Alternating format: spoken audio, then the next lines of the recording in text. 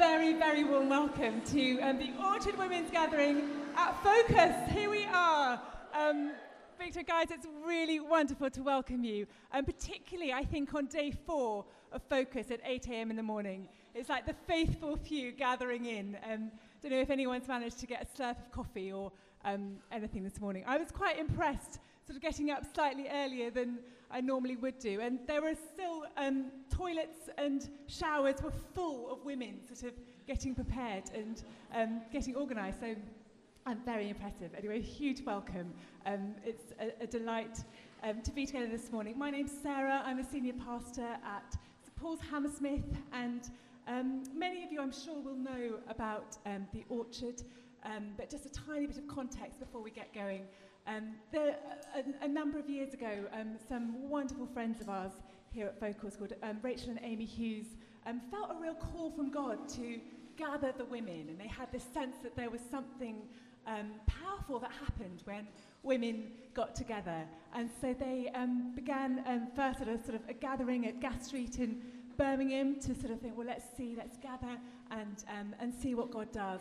And over the past 5 or 6 years, that sort of initial gathering has grown into now 2 conferences that happen both in Birmingham and in London. They're happening this autumn. London's actually sold out, but Birmingham, there are still tickets available on the 11th of October. So do put that in your diaries. And really the vision behind the Orchard is to see women of all stages of life and seasons of life to be empowered and equipped to live freely and boldly and to serve Jesus, whatever they're doing in whatever stage of life. So that's the vision of the Orchard. I'll keep going, and there we go. I think that's a bit louder. So we're delighted. This is part of that. There's conferences. There's a senior leaders retreat, and there's a podcast, of which today is actually a recording as well. So we are actually now officially part of the live podcast recording, which is very exciting. And of course, we are so pleased to have Amy Orr-Ewing joining us this morning. Amy spoke to us beautifully on Friday and is going to help us unpack some stuff this morning. And the context of the podcast that we're sort of dipping into this morning is this series on the unnamed women of the Bible.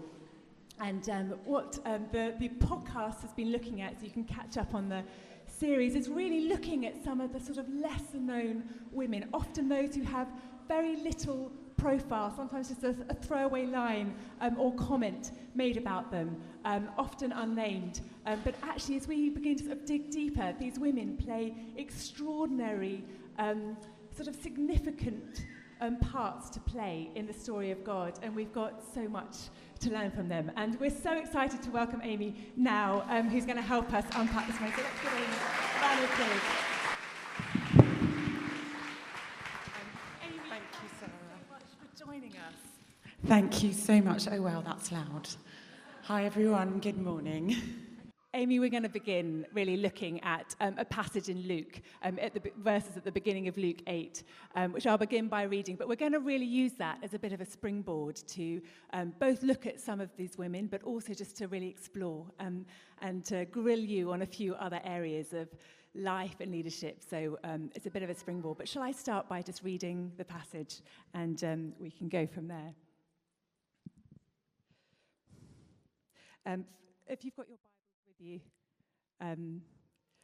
we're looking at Luke 8, and going to read verses 1 to 3. So I'll read them together if you've got them there. It says, after this, Jesus traveled about from one town and village to another, proclaiming the good news of the kingdom of God. The 12 were with him, and also some women who had been cured of evil spirits and diseases.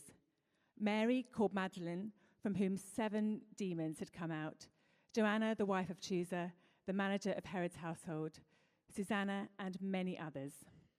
These women were helping to support them out of their own means. Amazing couple of verses. Amy, why don't you tell us what strikes you about the women in this passage? Thank you so much, Sarah. I love this passage. And the translation in a way kind of masks a little bit the significance of what we're reading here. You could read it, the 12 were with Jesus and the women. So Jesus had male and female disciples. Often those of us who are women in the church have this question, why were the disciples kind of male? And actually they weren't.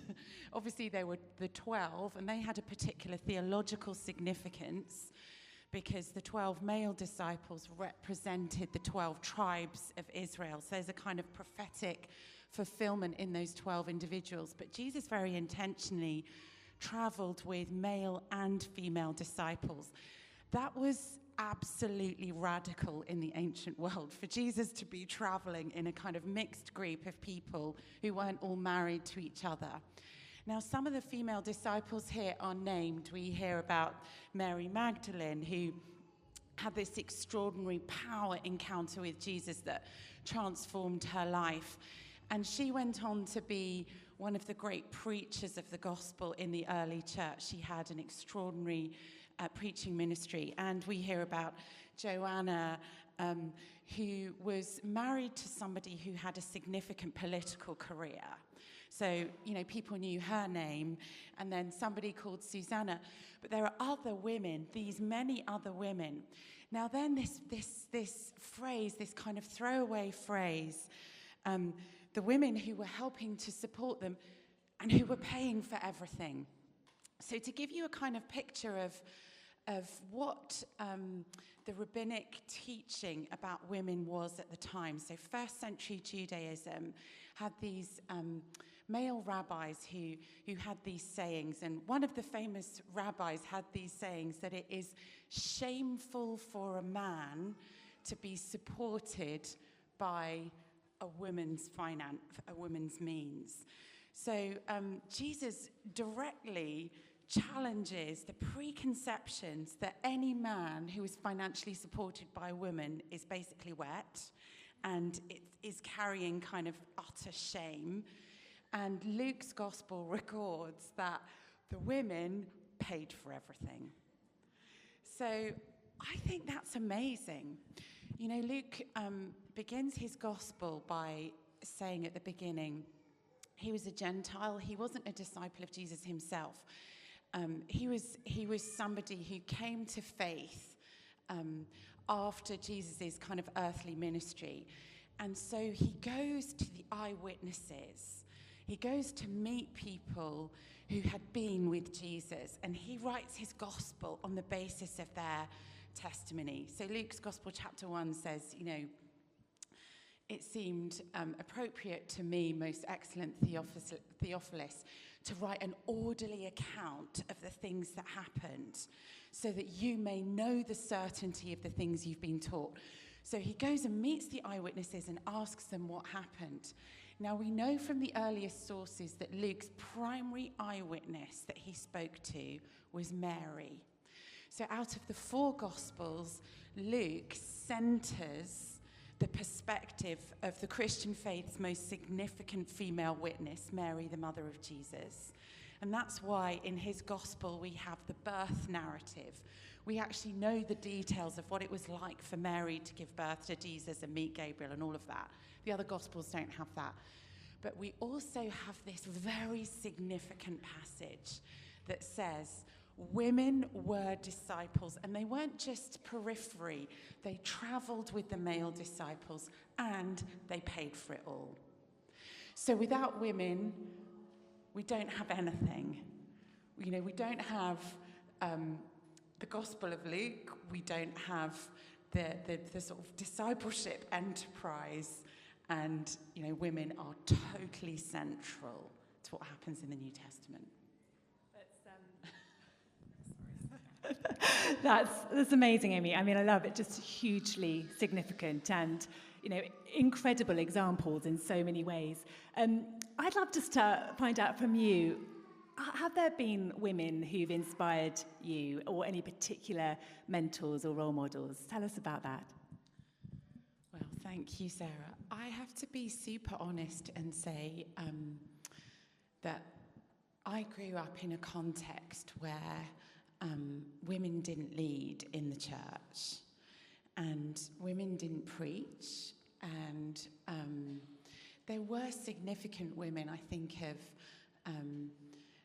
the women who led that Sunday school. If you were there on Friday when I was preaching and speaking about how my earliest kind of power encounter with God was a healing in a Sunday school class.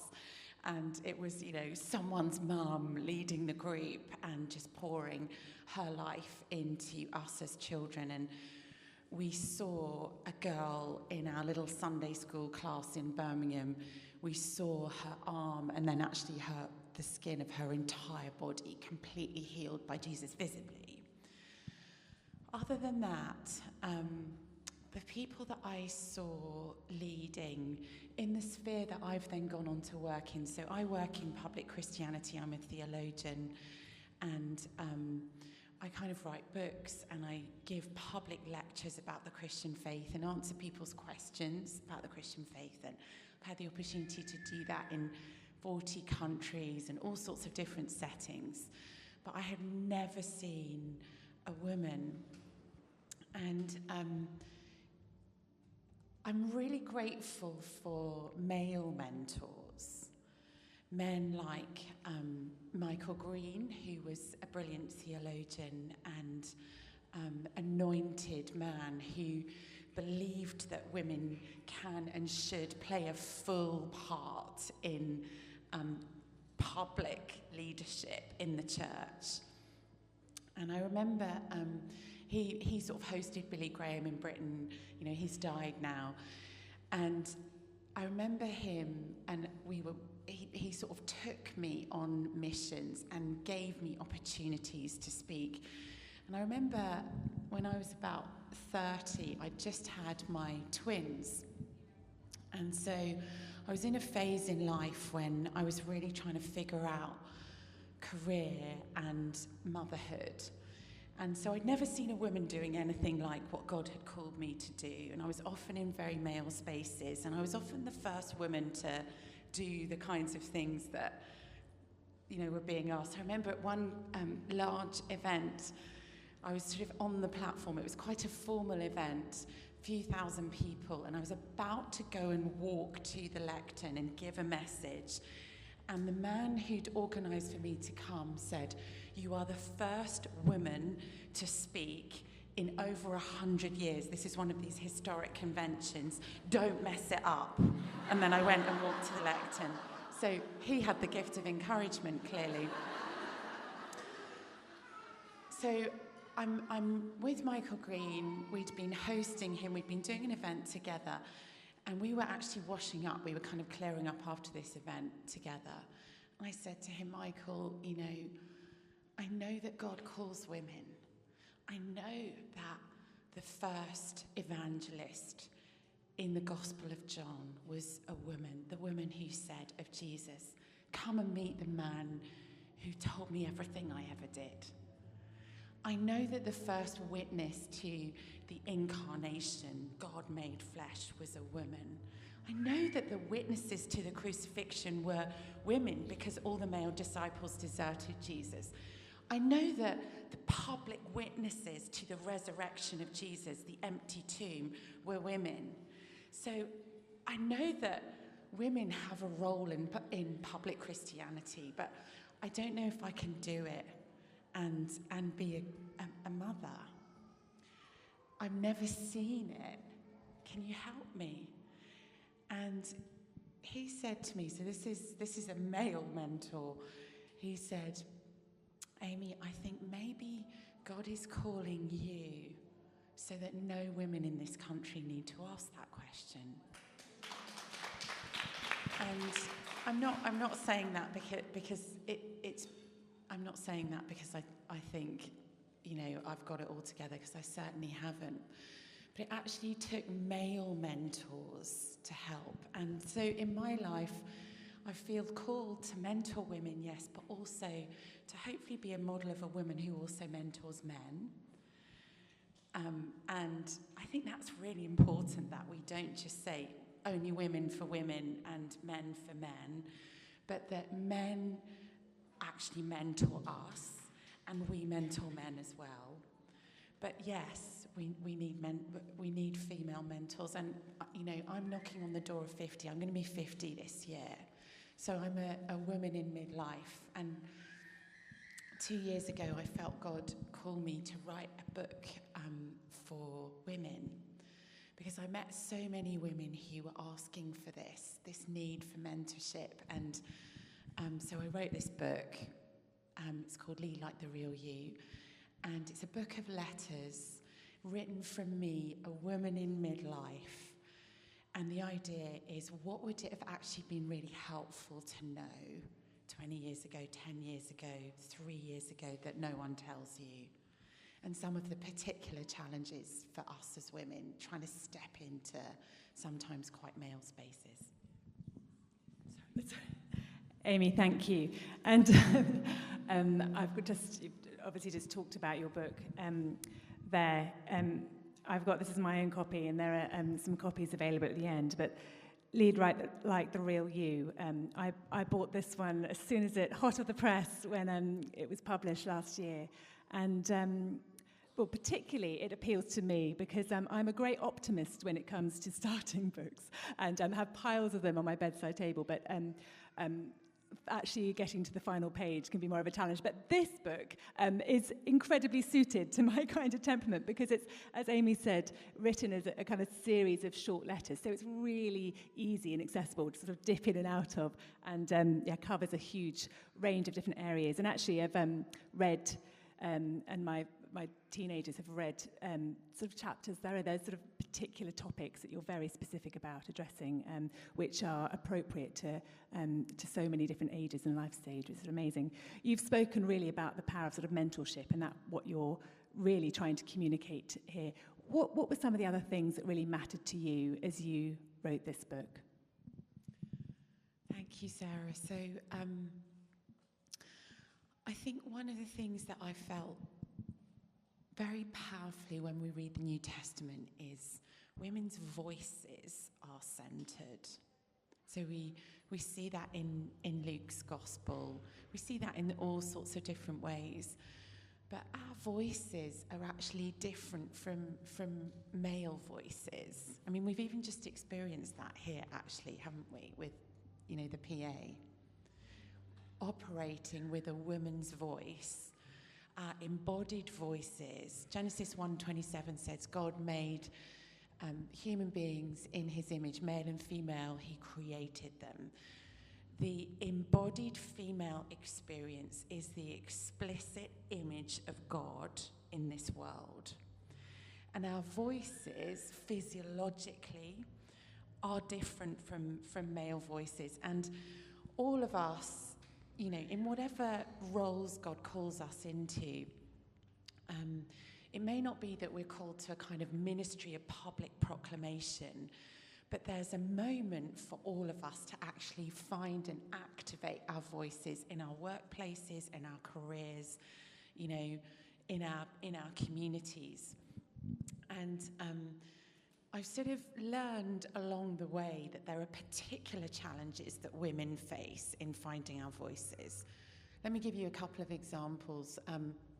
I read a piece of research that talks about how people find sounds in the higher register, so tonally, a kind of higher sounding noise, less appealing than a lower sounding noise. Famously, that's why Margaret Thatcher went to have kind of elocution lessons, because she wanted to convey presence and authority, and she brought the tonal register of her voice down physiologically. When anyone's nervous, actually men as well, but when women are nervous, one of the things that happens to our voices is it goes a little bit higher. Okay. Second piece of research I read. People make up their mind in the first 30 seconds of listening to someone talking. And this is true whether you're addressing a team in the workplace, so you're speaking up in a meeting, or whether you're talking in a kind of social setting, or whether you're addressing a crowd of people, people make up their mind in the first 30 seconds whether they're going to connect with, believe what, listen to what you're saying. So, put those two things together, and a woman is at a major disadvantage in communicating publicly in the workplace and on the stage and just socially. Because we're nervous in the first 30 seconds often if we're meeting new people, if we're trying to make a point in a meeting at work. So we can do something about that if we have that information. We can take a deep breath. We can sort of center our senses, think about our embodied selves in that moment, maybe even prepare in our minds, what am I going to say in those 30 seconds, and then go. And then once we've kind of breached that 30-second barrier, made that connection, we're at an advantage. So God has made us in our bodies, but there are some practical tools as women to how we can lead more effectively in the voices God has given us and actually speak into the culture, speak with authority, speak with warmth, speak with preparation and content. Third piece of research. Often women might find in the workplace, certainly in the church, we might find this thing happens that is quite common, which is that when a woman says something, there's often a man, if it's insightful, there's often a man around who takes it and then passes it off as his idea. So I read this fascinating article about Obama's top team. And in the White House, you know, there are sort of layers of sort of advisors, but in his closest advisory team, there were 2 women. So think about that. You know, probably the most progressive administration the US has seen. We're talking about, you know, a leader in Barack Obama who believes in empowering people and including people and building kind of interesting teams that function with diversity and all of that. So there's 2 women, and they noticed this happening. They noticed if a woman said it, a man kind of totally unintentionally, it just happened very culturally, nabbed the idea, ran with it, and then received the kind of career credit for those ideas. So they developed a strategy that they called amplification. If one of them had a brilliant idea, the other one said, Sarah's idea that we do X, Y, Z, it's a really good idea. I think we should run with Sarah's idea for a few more moments that we do that. Can we just stop for a moment and dig more into what Sarah was saying? Obama noticed it. He was like, what is going on? Why are you repeating these names? They said, we're having to amplify whose idea this is so that women are not erased from the workplace and from the conversation. It's fascinating to me, Jesus never erased women. It's Martha who hears the most outstanding theological statement of the New Testament, I am the resurrection and the life. Luke doesn't erase women. So we can practice amplification, and there are some practical things about finding our voices. I love that, Amy. I love that. It's so the idea that the women are really championing each other in that. It's so beautiful. I love it.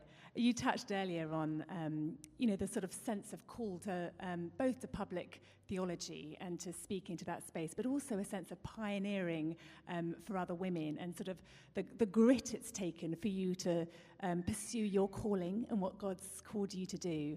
What would you say to those listening and people here who may be sort of struggling to find out what is my purpose, and is there a sort of specific calling, something I should be doing? How, it's felt that you've operated with such crystal clarity in that, but just tell us how we can do that better. Thank you so much. Well, I definitely do not feel like I've had crystal clarity.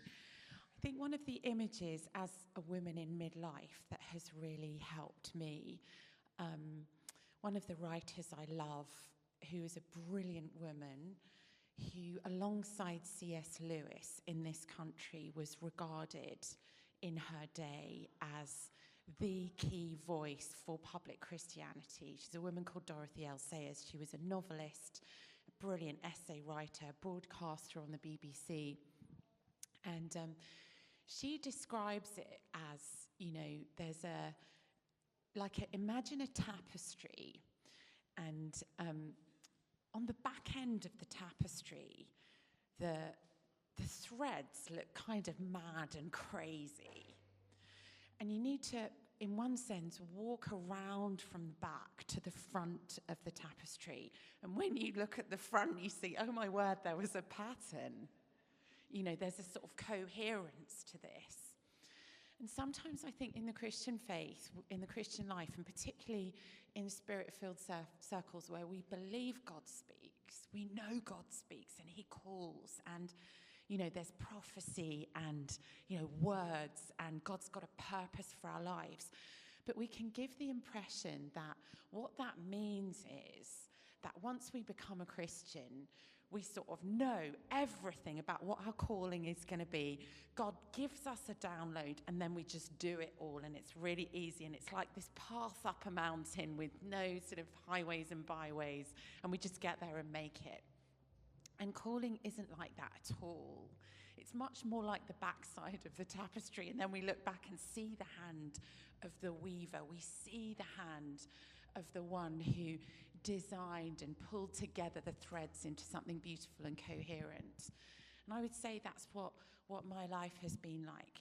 So for those of you who are younger in the room, so I would say at university, I began to have a sense of, I'm called to and I'm drawn to definitely the Christian faith, definitely communication of the Christian faith, and maybe something to do with people who don't know Jesus and their questions in culture. But I didn't really know the word apologetics. I'd never seen certainly a woman operating in public Christianity. And so I was asking God, what are you saying? What are you calling me to? And, I want to work, and actually I don't have a trust fund and, I need to earn money. So beginning to discern what's my calling and what would that actually look like in career terms. And so I began to think, okay, I think there might be two careers where I could, probably my skills might work and I could do something adjacent to what I think this might look like. And the two careers were the law, because that's kind of about evidence. I mean, it was that basic. That the law is sort of about evidence, and it's also kind of about communication and truth. Or maybe it's a career in academia. So, in the Old Testament, there's the passage about Gideon putting out a fleece. And he puts out the fleece, and somehow, he says to God, if this fleece is the one that becomes wet, then I'll know that you've spoken. So for me, the fleece was, I'm going to apply for a career in law, and I'm also going to be open to a career in academia. But to get the career in academia, I would need to get a first-class degree, and that's really unlikely.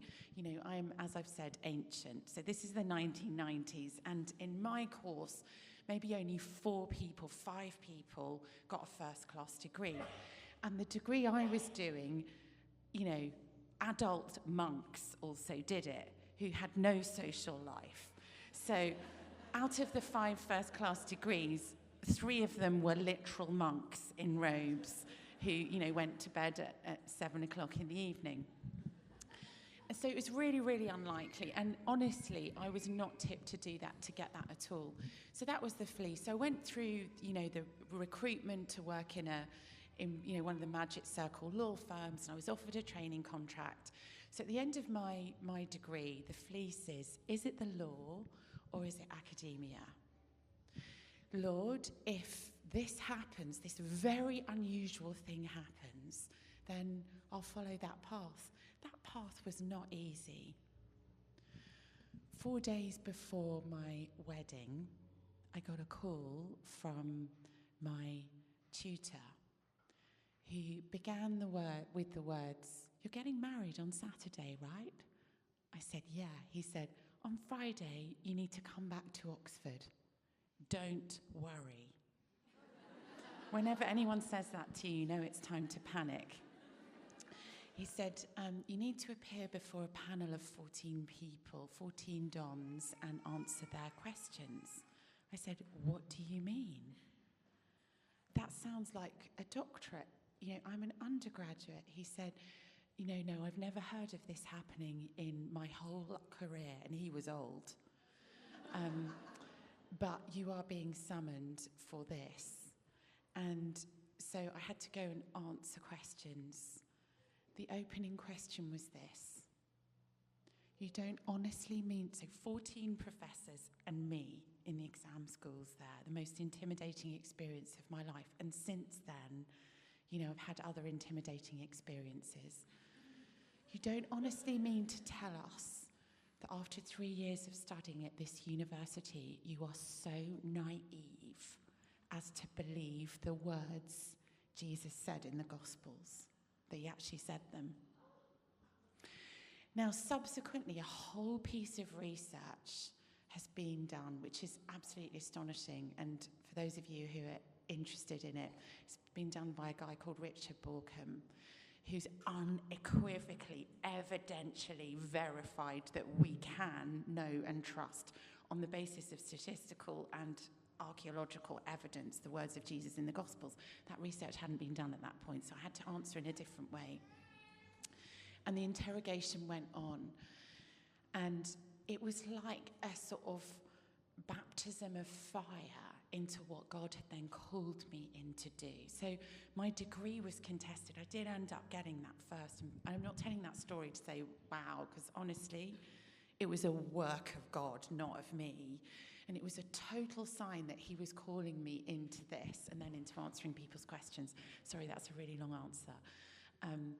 But what I'm saying is it was such a winding road, and not being able to see the next step until the next step happened, and fleeces, and then disappointments along the way. Sometimes we have this sense that if we're successful Christians, or if we're really close to God, we're not going to go through adversity. My whole world collapsed 5 years ago. The organisation I worked for and had helped build, we went through the catastrophic failure of the kind of founder of the global organisation. And, the sky literally fell. But I can say, God was with me in that as well. So calling isn't easy. Sometimes the threads of the tapestry on the other side are absolutely mad and crazy. But we follow a God who is leading us and who does call women and who wants women's voices to be centred, not just in his Bible, but in his world and in his church and in investment banks and law firms and in all the other careers and mothering and the different things women in this room are doing. Amy, that's is so inspiring to hear, and I just love the tenacity that has been sort of carved at a cost within you. Just thinking back to those women in Luke 8, and we know that they will have faced all sorts of cultural and social and economic challenges and sort of barriers to what they were doing. I mean, you've touched on a number of things in terms of finding our voice and the challenge of that, and as you've described, even in the academic space, it's not having models of that or people going beforehand. What are some of the other specific challenges that you think women may be encountering in leadership today? Thank you so much. Well, I'll share another one. I don't want to be down on men. I love men. I have 3 sons, and I love working with men as well. I think it's really important that men and women work together, but we kind of need to show up for that as our embodied selves. So let me share 2 very particular challenges that I have faced as an embodied woman in leadership in different spaces. The first one would be the challenge of a tendency that I think is actually less in the world and probably more in the church, to equate humility and being a team player with, particularly for women, erasure. Let me talk more about what I mean. So we talked about amplification. But I realised in my own working life that I worked in a context where, I love the teams. I was leading teams, large teams. But I'm a person who is quite creative, and I have quite a lot of ideas, which is probably very annoying for the people I've worked with. And I realised that as well, I think women often work really hard, like we put in the hours. And the dark side of perfectionism is that sometimes I've spent a lot of time over-preparing. If you're the first woman to do things, you feel a pressure not to let down 50% of the population, because you don't want the door to be closed behind you for other people. And so I would go into situations with massive over-preparation. And I know women who work in corporate spaces who absolutely, kick butt are the same. We prepare. We don't show up without the work, of preparation and the notes and the thinking, and do it by the seat of our pants, right? So I noticed in myself, and this is a reflection of the midlife, and actually therapy really helped me with this. I noticed that I adopted this idea that in a team, it doesn't matter who gets the credit. That what matters is the good of the team. And that is true. There's a truth in that. And particularly for us as Christians, it's really important to be humble. But there's a danger also in that. Because if you work in an environment with powerful men who benefit professionally from your work and actually take the credit of your work and then build their own, profile or platform, or even sort of legitimacy in what they're doing, kind of harvested from a woman's work, there's a danger for them as well as for you. The danger for them is they haven't actually got the substance that people think they've got. And so over-promotion can happen, and that can be catastrophic for them because they're not ready. And there's a danger for you because the work that you have done isn't seen, and so further opportunity that then builds on that doesn't come. And there's a danger for the team because the team isn't seeing who's doing what. And I realised it's not pride for a person's work that is good creative work to be attributed to them. Humility is not erasure. The second challenge that I would say was a physiological challenge. And, I am now, I'm 49, I'm perimenopausal. So there are physiological challenges. Sorry for the younger women that are going, kind of come up. And I found that we're doing a much better job now, I think, of really talking about this as women. My son said to me on Friday morning, "Mama, you looked so hot and sweaty." And that was not the perimenopause, because I am enjoying HRT that was just because it was hot. But there are challenges, aren't there? The challenges of managing, you know, what happens with our periods, and we've got to go to work. Managing that. I had the very particular challenge in my 20s and 30s of a condition called endometriosis, which is unbelievable chronic pain. And like managing showing up as a woman in a woman's body, contending with that in the sort of work I do, which is, you know, sometimes I'm writing books and I'm in a more sort of stable few months, but I'm often travelling and showing up to speak, and I might have to be battling through chronic pain and telling no one, because I felt real shame around that kind of woman's disease because I was in a man's world. So I want us to normalise the conversation around that it's okay and good to be women in women's bodies. And I love in this passage that, you know, it says Mary Magdalene, from whom 7 demons were cast out. There's no shame in that. Mary Magdalene's a woman who's come through massive adversity, massive spiritual battle. She's now a leader in Team Jesus.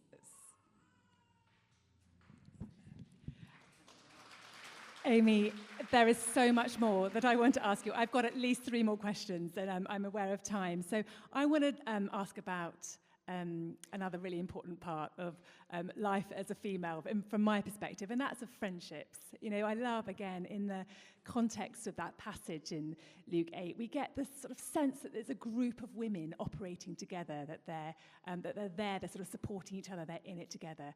And, you know, again, whether it's life stage or just sort of personality, friendships can be the source of the greatest joy, but they can also be the source of pain as well. Just tell us how you've navigated over the years, building like friendships that really sustain and nurture and support, and just talk to us about that. Thank you so much. Yeah, I have a sort of 3 or 4 letters on friendship in the book, because I think one of the greatest sources of empowering and strength and encouragement is the friendship of other women, and actually women who are in different life stages than us as well. I think there can be a bit of a tendency sometimes to have these sort of homogenous groups where, you know, the female young adults or the mums or the grandparents or, you know, the kind of kick-butt corporate women who operate, you know, find each other. But the beauty and joy of friendship with women in different seasons, women who've gone ahead of us, who know what the menopause is. We need you, really. And women who've contended and broken through in spaces and made a way for others of us. We're so grateful for you. And, you know, women who've mothered and raised children.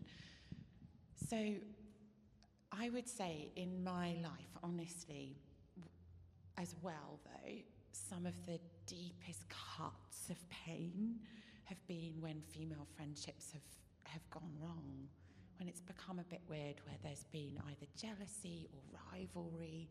So interesting to me that word, the rival, is there in Hannah's story, you know, in the Old Testament, in 1 Samuel, where Hannah is this woman and it talks about her rival. I thought, that can be so toxic in female relationships. We have to watch out for that. There can be women who journey with us, but if, you know, we begin to actually arise into a new season or a new breakthrough or a new opportunity, it's actually too painful for them and too hard for them, and something weird, a dynamic enters, and they kind of maybe need to tear us down, or maybe we sense that in ourselves and we need to bring that to God. We don't want that in our relationships. The second thing that I discovered is that, you know, in the decades of life, friendship looks and happens differently. Someone said to me, actually a male leader said to me, you make less friendships as you get older numerically in every decade. So in your 20s, you make loads of friends, probably, hopefully. In your 30s, probably less, 40s even less. I'm about to be 50.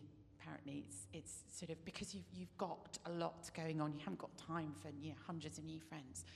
But there are friends for you in every decade. Look for them, find them. And that's been so beautiful for me to find new people in each decade and to be open to that.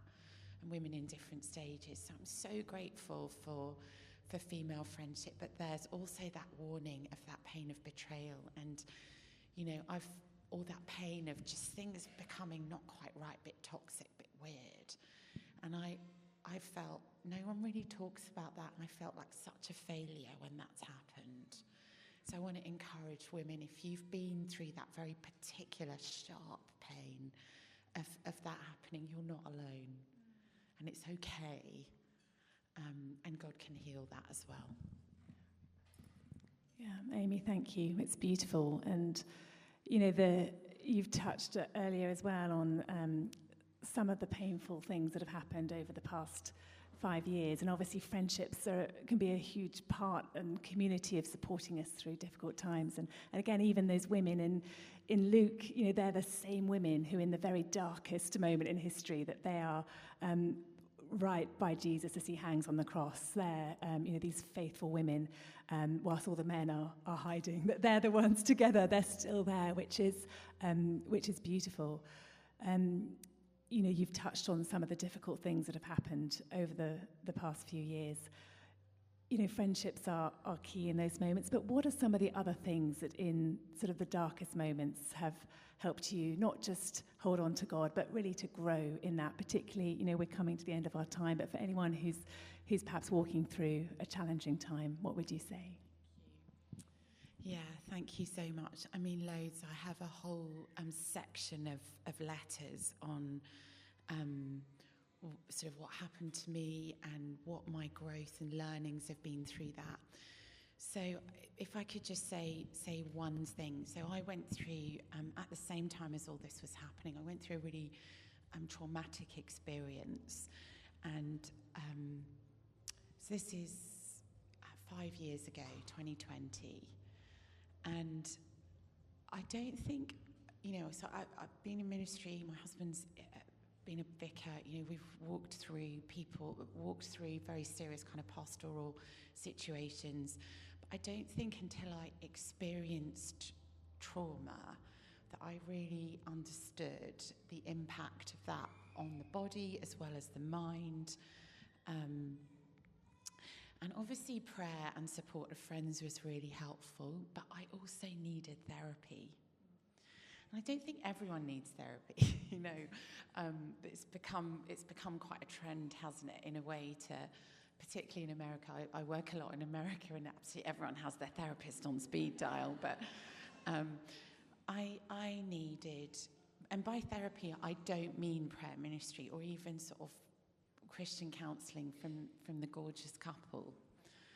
I mean a psychologist who is actually, I had a just phenomenal psychologist who was also a Christian who understood my world. And I had 18 months of therapy, and that helped me with PTSD, but it also really was just so powerful, and it's given me amazing now tools in the leadership stuff that I do. And I feel like there was a little bit of shame potentially attached to that, like leaders who need that, is there a slight perception of maybe you're weak? And I think maybe particularly for us as women, particularly if you've had to sort of break through in your professional sphere in some way, we've had to be so strong, or maybe you've needed to be strong for your family. We can feel like maybe it's a failure to need that sort of help. And I kind of want to say to you, because I needed it. It's not weakness.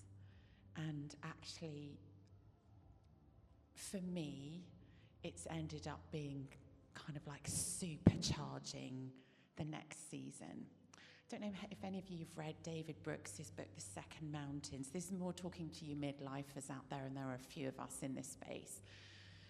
That's this idea that we're not done yet.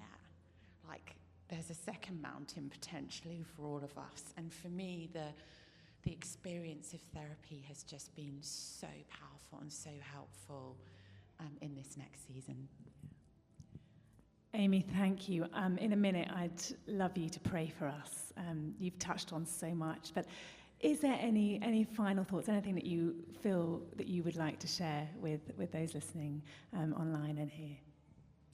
Thank you, Sarah. Yeah, so I'd love to sort of finish by saying something really simple, but something that has really changed my life and my whole sort of way of seeing the world, and that is that God, if God exists, and he does, God is actually God. And what I mean by that is to be a Christian is to live in connection with the creator of the universe, who empowers us in his world in the most extraordinary and beautiful ways. And I want to encourage us not to expect to live the Christian life within a framework where just humanly we need to have all the resources and we can sort of see and imagine how whatever we're trying to do can be done. There's another dimension, there's a supernatural dimension, and we can live in connection with him as if God is actually God, and see him breaking through. And that has been the story of my life, whether it's, taking Bibles into the military headquarters of the Taliban and seeing the Taliban leadership say, I've been praying to Allah for years for a Bible, and I'm going to read it. Like, God has to be God for that to happen, right? Or whether it's God breaking through in healings or opening the way of doors that just seem to be shut. So I kind of wanted to close by lifting our eyes to imagine that the Christian life as women, as embodied women, there are challenges we've talked about. There's no point being dishonest about that and just pretending everything is always wonderful. And there's also no point living the Christian life just always at the level of our feelings and, what's God making us feel, but actually being activated by the power of God into what he's calling us to do to change this world. And to lift our eyes, perhaps beyond the horizon of what we've thought possible. 2 days ago, I was on a panel sitting next to a man called Ard Louis, who's the professor of theoretical physics at Oxford, extraordinary spirit-filled believer who God has called into the work of science in the most incredible way, and his research extraordinary. The Spirit of God is empowering him to do that. The Spirit of God can empower us as women to do amazing things. Let's get in connection with him and lift our eyes to what is possible. Amy, thank you. Why don't we stand?